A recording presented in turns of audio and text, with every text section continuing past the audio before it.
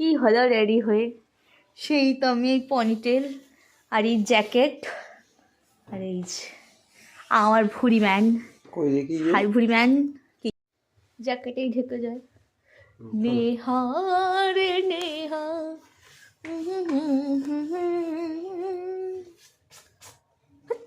ছিল আমার বরের পরিচিত একটা দাদার বাড়ি, যেখানে আমাদের নিমন্ত্রণ ছিল, তার নাতির সেরিমানি ছিল। তো ফার্স্টে স্টার্টার আইটেমে ছিল তোমার ফিশ বল, তার সাথে ছিল বেবিকর্ন। বেবিকর্নটা আমার অ্যাভারেজ লেগেছে, বাদবাকি ফিশ বলটা দারুণ লেগেছে।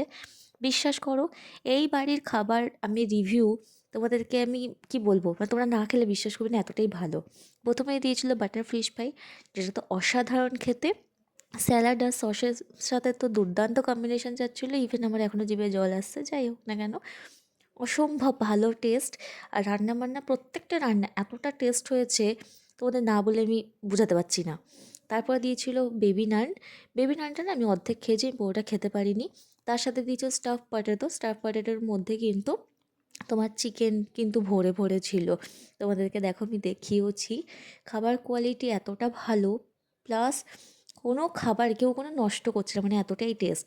তারপরে আর কি ভাত ডাল আর বেগুনি দিয়ে একসাথে মেখে খেয়ে ফেলেছিলাম। তারপরে এসছিল তোমার মিক্সড ফ্রায়েড রাইস।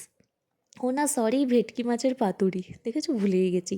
ভেটকি মাছের পাতুরিটা কিন্তু, ভেটকি মাছটা কিন্তু অরিজিনাল ছিল খেতে। আমি সচরাচর মাছটা খুব একটা ভালোবাসি না, তবে এই মাছটা আমি সেদিনকে খেয়ে পুরো প্রেমে পড়ে গেছি, মানে এতটা দারুণ ছিল। আর এতটা গরম ছিল, এই দেখো বুঝতেই পারছো। হ্যাঁ, এইবার আসছে মিক্স ফ্রাইড রাইস, যেটার মধ্যে চিংড়ি মাছ, মাটন, এগ সব ভরে ভরে রয়েছে, আর ভেজিটেবলস তো অবশ্যই আছে, তোমরা দেখতেই পাচ্ছ। তার সাথে ছিল চিকেন কষা, কম্বিনেশন ওয়াজ মানে দারুণ।